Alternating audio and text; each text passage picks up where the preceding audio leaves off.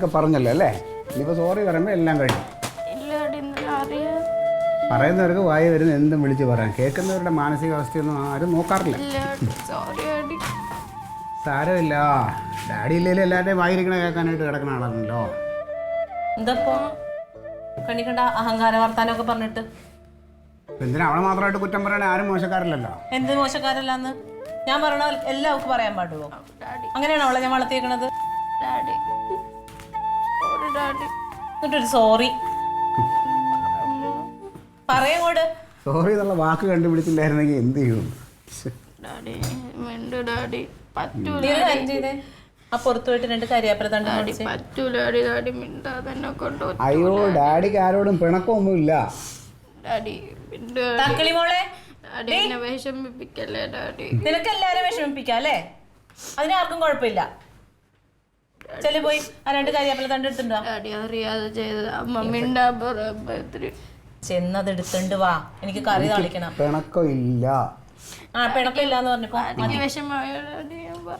Daddy ഇപ്പൊ ഇതൊക്കെ കേട്ട് ഇങ്ങനെ ശീലമായി മോളെ. അതുകൊണ്ട് ഡാഡിക്ക് അങ്ങനെ വിഷമമൊന്നുമില്ല. ഒരുപാട് കൊഞ്ചുണ്ടപ്പോ അമ്മ പറഞ്ഞ അനുസരിക്ക്. ചെല്ല് ചെല്ല്. ഇനി ഞാൻ അടുത്ത വടി ഇവളോടല്ല എനിക്ക് പറയണ മുഴുവൻ. അമ്മ പറഞ്ഞ കേക്ക് പോ.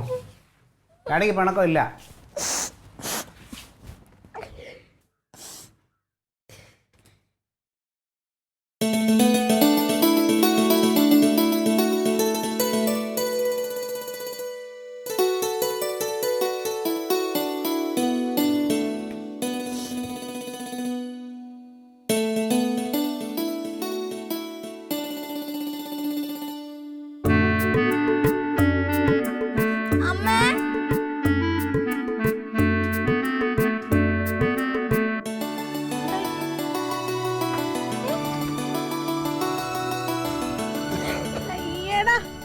എവിടെ ഡാഡി? മകന്ന് കാണട്ടെ.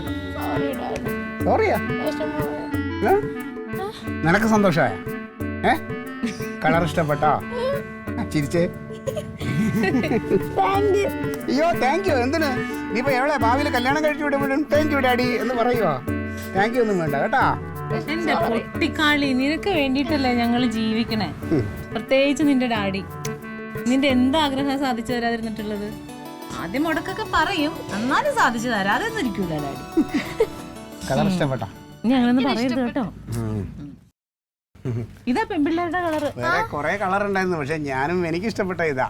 ഇനി ഇതിലൊരു ബെല്ല് മേടിച്ചു വെക്കണം കേട്ടോ. അത് നമ്മൾ മേടിക്കണം എക്സ്ട്രാ. ഇതൊക്കെ ഓക്കെ, പക്ഷേ അനിയന്റെ അനിയത്തിനും കാര്യം മറക്കല്ലേ.